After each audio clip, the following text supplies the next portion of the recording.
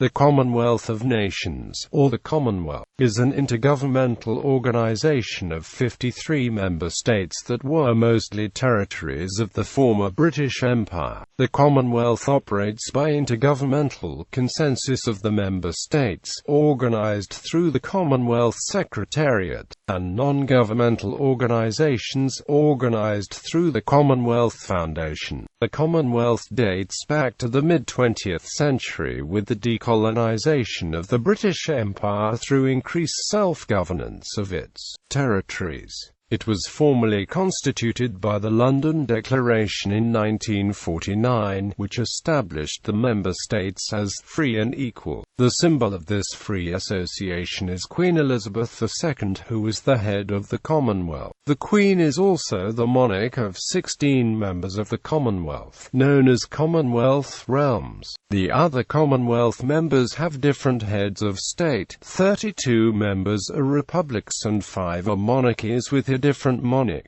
Member states have no legal obligation to one another. Instead, they are united by language, history, culture and the shared values of democracy, human rights, and the rule of law. These values are enshrined in the Commonwealth Charter and promoted by the quadrennial Commonwealth Games. On the 3rd of October 2013, after 48 years of membership, the Gambia became the most recent nation to withdraw from the Commonwealth. The Commonwealth covers more than 29,958,050 square kilometers, almost a quarter of the world's land area, and spans all 6 inhabited continents. With an estimated population of 2.328 billion, nearly a third of the world population, the Commonwealth in 2014 produced a nominal gross domestic product of $10.45 trillion, representing 17% of the gross world product when measured in purchasing power parity and 14% of the gross world product when measured nominally. History. Origin. Queen Elizabeth II, in her address to Canada on Dominion Day in 1959, pointed out that the Confederation of Canada on the 1st of July 1867 had been the birth of the first independent country within the British Empire. She declared, "So, it also marks the beginning of that free association of independent states which is now known as the Commonwealth of Nations." As long ago as 1884, however, Lord Rosebery, while visiting Australia, had described the changing British Empire as some of its colonies became more independent as a Commonwealth of Nations. Conferences of British and colonial prime ministers occurred periodically from the first one in 1887, leading to the creation of the Imperial Conferences in 1911. The Commonwealth developed from the Imperial Conferences. A specific proposal was presented by Jan Smuts in 1917 when he coined the term the British Commonwealth of Nations and envisioned the future constitutional relations and readjustments in essence at the Paris Peace Conference of 1919 by delegates from the Dominions as well as Britain. The term first received imperial statutory recognition in the Anglo-Irish Treaty of 1921, when the term British Commonwealth of Nations was substituted for British Empire in the wording of the oath taken by members of Parliament of the Irish Free State Dominions. In the Balfour Declaration at the 1926 Imperial Conference, Britain and its dominions agreed they were equal in status, in no way subordinate one to another in any aspect of the domestic or external affairs. Though united by common allegiance to the Crown, and freely associated as members of the British Commonwealth of Nations. These aspects to the relationship were formalised by the Statute of Westminster in 1931, which applied to Canada without the need for ratification. But Australia, New Zealand, and Newfoundland had to ratify the statute for it to take effect. Newfoundland never did, as on 16 February 1934, with the consent of its parliament, the government of Newfoundland voluntarily ended and governance reverted to direct control from London. Newfoundland later joined Canada as its 10th province in 1949.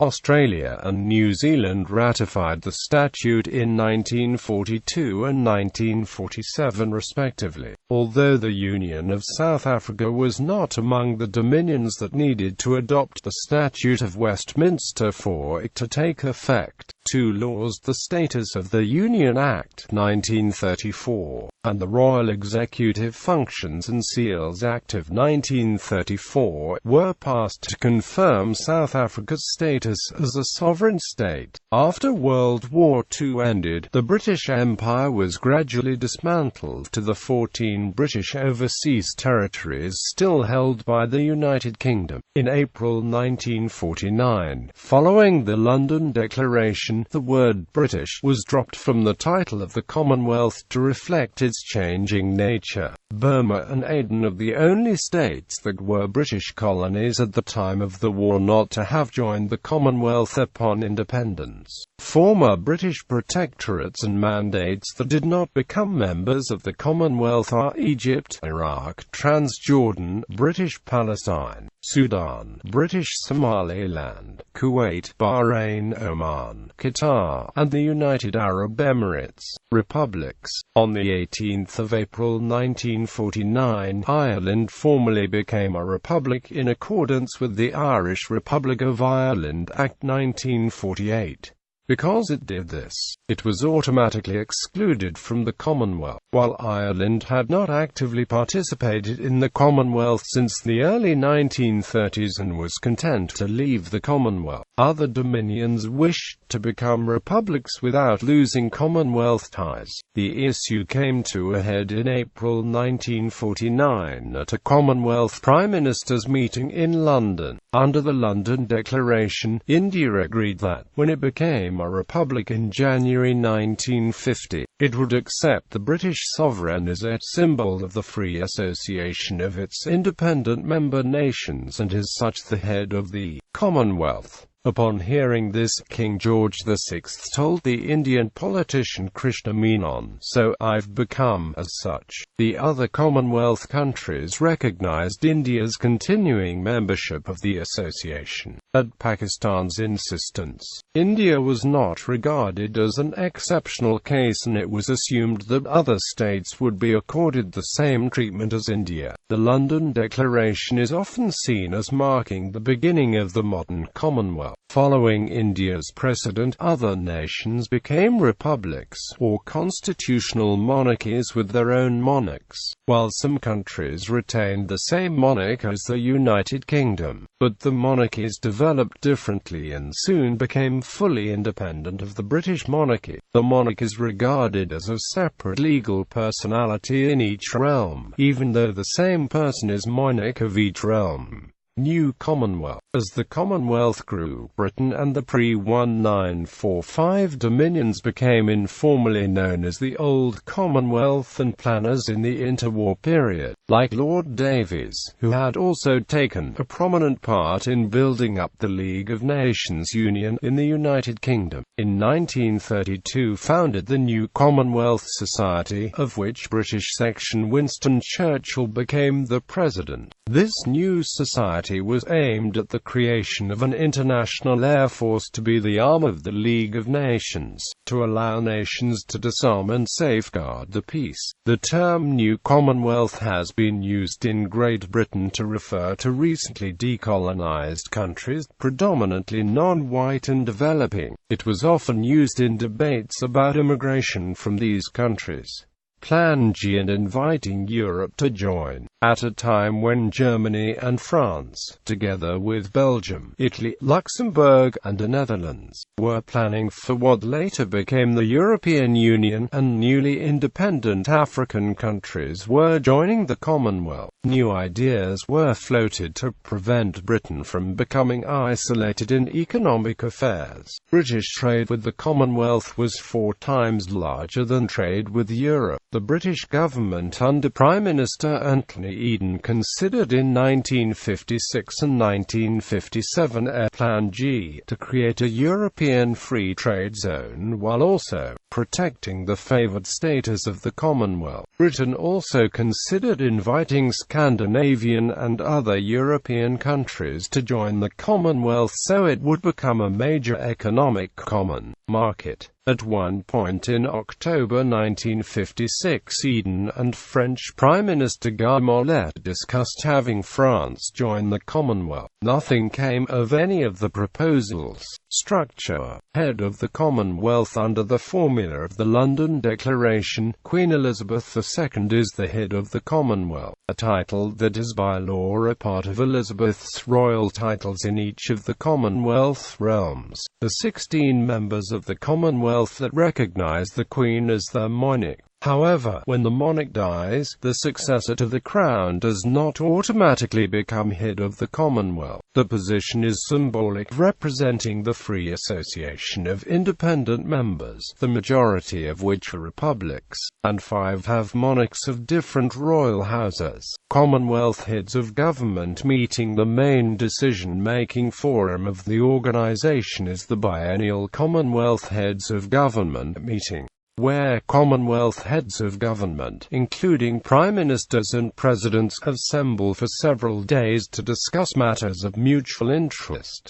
CHOGM is the successor to the meetings of Commonwealth prime ministers and, earlier, the Imperial Conferences and Colonial Conferences, dating back to 1887. There are also regular meetings of finance ministers, law ministers, health ministers, etc. Members in arrears, as special members before them, are not invited to send representatives to either ministerial meetings or CHOGMs. The head of government hosting the CHOGM is called the Commonwealth Chairperson in office and retains the position until the following CHOGM. After the most recent CHOGM, in Valletta, Malta, from 26 to the 29th of November 2015, Malta's Prime Minister, Joseph Muscat, became the chairperson in office and will continue to hold the title until the next CHOGM. Commonwealth Secretariat. The Commonwealth Secretariat, established in 1965, is the main intergovernmental agency of the Commonwealth, facilitating consultation and cooperation among member governments and countries. It is responsible to member governments collectively. The Commonwealth of Nations is represented in the United Nations General Assembly by the Secretariat as an observer. The Secretariat organizes Commonwealth summits, meetings of ministers, consultative meetings and technical discussions. It assists policy development and provides policy advice, and facilitates multilateral communication among the member governments. It also provides technical assistance to help governments in the social and economic development of the countries and in support of the Commonwealth's fundamental political values. The Secretariat is headed by the Commonwealth Secretary-General, who is elected by Commonwealth heads of government for no more than 2 4-year terms.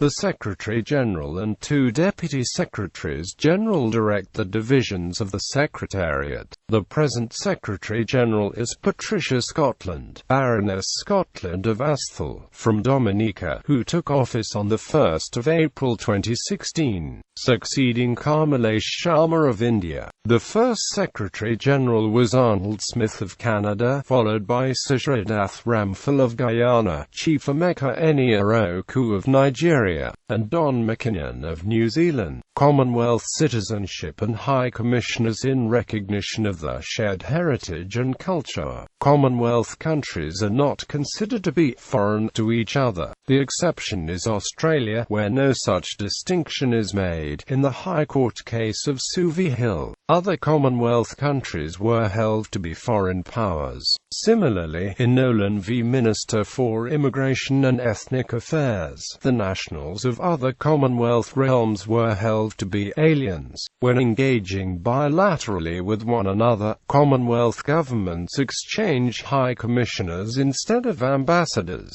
Between two Commonwealth realms, they represent the head of government rather than the head of state. In addition, some members treat resident citizens of other Commonwealth countries preferentially to citizens of non-Commonwealth countries. Britain and several others, mostly in the Caribbean, grant the right to vote to Commonwealth citizens who reside in those countries. Some states, such as Canada, Australia, and New Zealand, have abolished such preferences. In non-Commonwealth countries in which their own country is not represented, Commonwealth citizens may seek consular assistance at the British Embassy. Other alternatives can also occur, such as an emergency consular services agreement between Canada and Australia that began in 1986.